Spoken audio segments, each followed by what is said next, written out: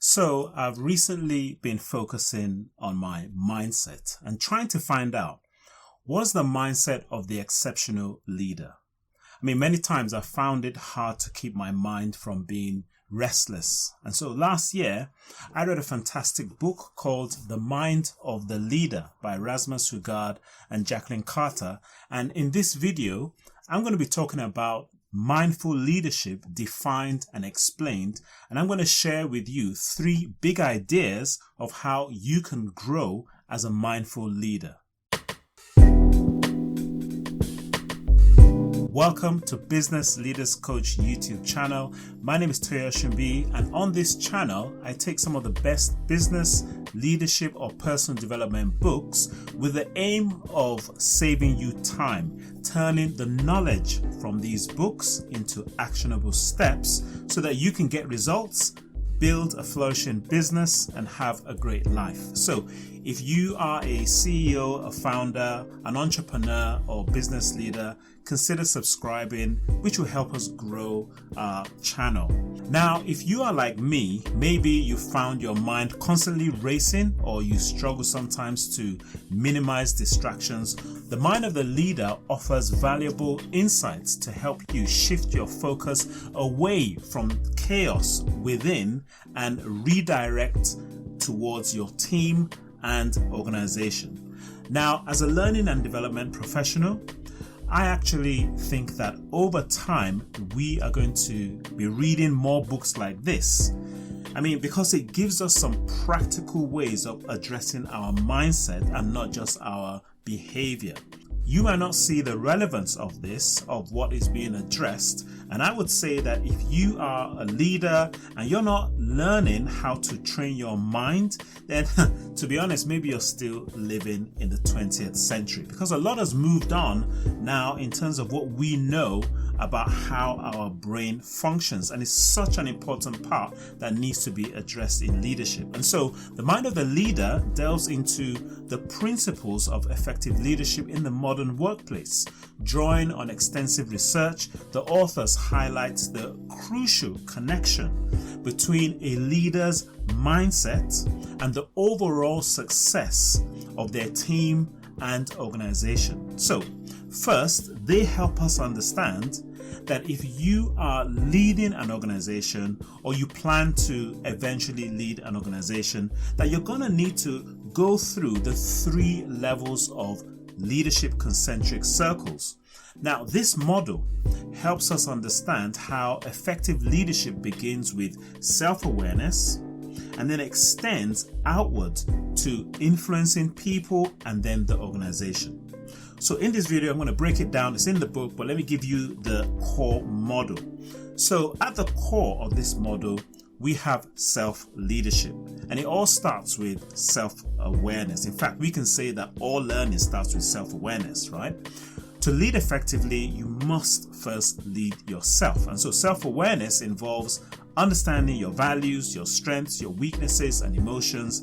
And it's about knowing who you are, what you stand for, and how you react to various situations. So self-leadership is about being the best version of yourself. And no matter how many people you might end up leading, this is always going to be the case. And that's why, it always starts with this.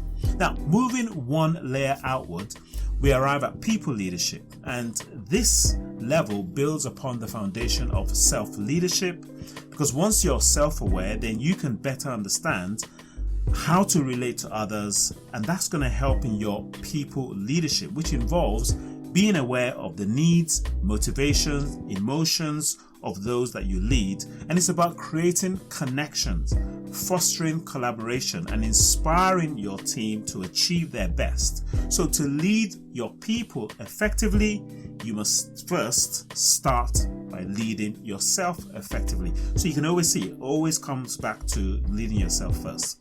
And then finally, we reach the outmost circle, organizational leadership. This level extends your leadership influence to the broader organization. Once you've mastered self-leadership and people leadership, then you can focus on understanding the organization as a whole. Organizational leadership entails being aware of the company's goals, the culture and strategy, and it's about aligning your leadership with the organization's mission and driving change and innovation at that higher level. Now, if you are a CEO or founder, it's essential that you provide clarity in these areas in order for others to then buy into or contribute towards. And that's an important part of leadership now in the 21st century. So why is this model essential? Well, it illustrates that effective leadership isn't just about managing others. In fact, as I always say, you can't really manage others. I mean, when we really think about it, how good are we doing managing ourselves, right? Because it starts by developing self-awareness within ourselves and then mastering self-leadership. And then we can then progress to our people and ultimately shape the direction of the entire organization. So it's an inside out thing. And that's the reason why this book is fantastic. In fact, we actually coach this in Business Leaders Coach. We talk about the 5 daily habits, which really helps us stay on track. There's a link below in the description if you want to find out more. Now, when we dive into what we need to focus on in this book, at least as a starting point, Rasmus and Jacqueline break it down into 3 categories that can help you become the MSC leader.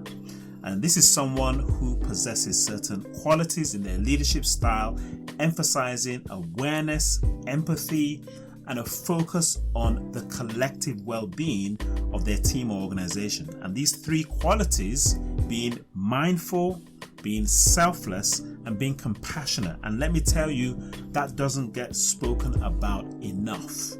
So as we dig into the book, the authors have created these matrices that can help us assess ourselves.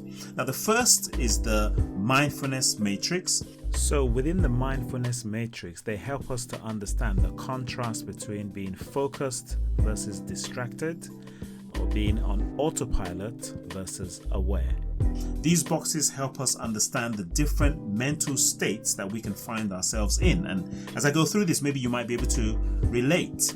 Box 1, as you can see, flow, is that magical state where we're in the zone, fully immersed in what we're doing. Imagine a skilled pianist, for instance, effortlessly playing their favorite tune. That's what we call flow. You know, when you're just in it and you sort of lose track of time. Box 2 is mindful. And when you're mindful, you're consciously engaged in your activities. Think of it as carefully planning your day and executing tasks with purpose. It's about being present in the moment. And that's one of the things that we really need in today's 21st century distracted world, right? Box 3, mindless. Mindlessness happens when we're going through the motions without much thought. For instance, have you ever reached the end of the day and wondered, where did my time go? What did I end up doing? Well, that's mindlessness at play. And again, that's something that unfortunately many of us sometimes suffer from, which is that we're so busy, we don't even know exactly what we've done. Box 4, creative. Now, it might sound surprising, but sometimes creativity thrives in this state. You know, when your mind wanders and you connect seemingly unrelated areas, you can come up with groundbreaking solutions or innovative concepts. And so there's a time where this actually does help. But if we're in there all the time, that's also not a good thing. So the goal is to spend more time in flow and mindful states while minimizing mindlessness and occasionally leveraging in the creative moments, which, as I said, is where we can get a lot of innovative ideas from. So there's a time where we can spend time there. But for you right now, as you look at this, where do you feel you currently spend most of your time? That might be a good thing to reflect on. Now, the second matrix is the selflessness matrix.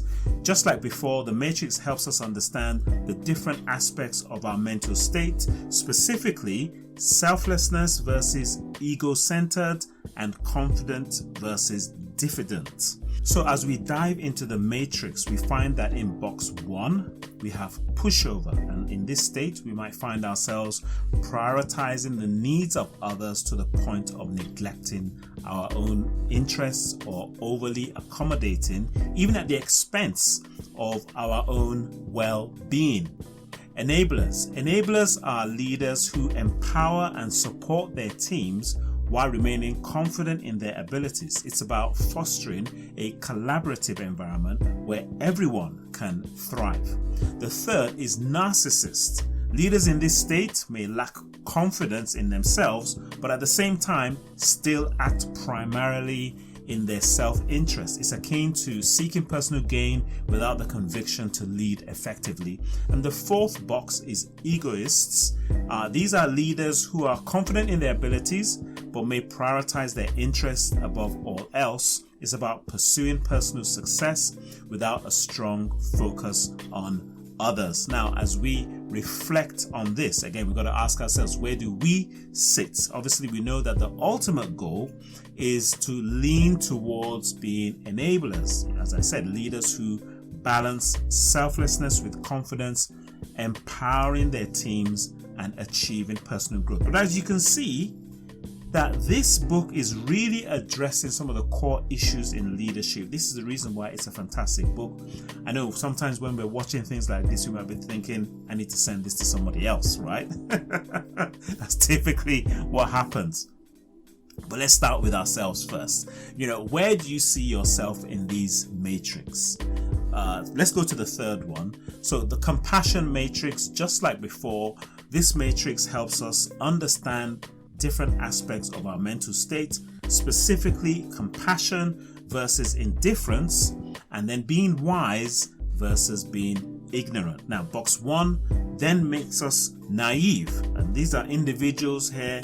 They may have genuine compassion, but then they lack the wisdom and knowledge to make informed decisions, and it's like having a good heart but being unaware of the consequences of your actions, right? The second is benevolent. Individuals possess both empathy and knowledge, making informed, compassionate choices that benefit themselves and others, and it's about combining a caring heart with a thoughtful mind. Box 3, incompetence, results from a lack of knowledge and a lack of concern for others. It's like drifting through life, neither understanding nor caring about the impact of your actions. And then box 4 is being manipulative. And these are individuals that may possess the knowledge, but then are quite cunning and use it for their personal gain without regard for others or their well-being. It's about exploiting situations for selfish reasons. Again, as we go through this box, as I said, this is a very challenging book sometimes. When you go through it, you got to ask yourself, where do I sit most of the time? And as I said, nothing changes until we're first self-aware. Obviously, the ultimate goal is to strive for the top right-hand corner, being benevolent, where we can show empathy, make wise choices, and positively impact others. So that's a good starting point. Okay, so let's distill what we've learned today into some actionable steps that can help you become a more mindful, selfless, and compassionate leader. Already, just by going through this, I hope it's already started to get you to start thinking about how you're doing in these areas. But what I want to do is to give you something practical. Remember, that's the goal of these videos, is so that even without you reading this book, you can take something away that you can apply right now. So I'm going to start with this. Practice mindfulness. And when we mention mindfulness, what is mindfulness? Well, mindfulness is the practice of being present and fully aware of your thoughts, emotions, and actions. In the context of leadership, mindfulness helps leaders make better decisions, communicate more effectively, and create a positive work environment. So here are some ways that you can practice mindfulness as a leader. Let's talk about this. So start by applying these 3 actions. Number 1, start your day with a short meditation or breathing exercise to clear your mind and set your intentions for the day. That might just even be sitting in silence for 5 minutes, because it's really going to help you calm your busy brain. Second, practice active listening. When engaging with your team members, giving them your full attention and avoiding distractions. And number 3, reflect on your actions and decisions at the end of the day, considering how they impacted others and what you can learn from them. Again, this is one of the reasons why at Business Leaders Coach, one of the things that we promote in our coaching are the 5 daily habits. Think, plan, do, reflect, learn. Simple. If you want more information on that, there's a link in the description below, and that can help you to understand how that works better. So there you have it, the mind of the leader. 3 areas that can enhance your leadership qualities across the board. Practice active listening, and then you'll find yourself becoming a more mindful, selfless, and compassionate leader. And let's remind ourselves that it's a small change that can make a big difference in your leadership journey. We've got to always remember that leadership development is an ongoing process, and every small step counts. So thanks for tuning in, and until next time, keep learning, keep growing, keep thriving.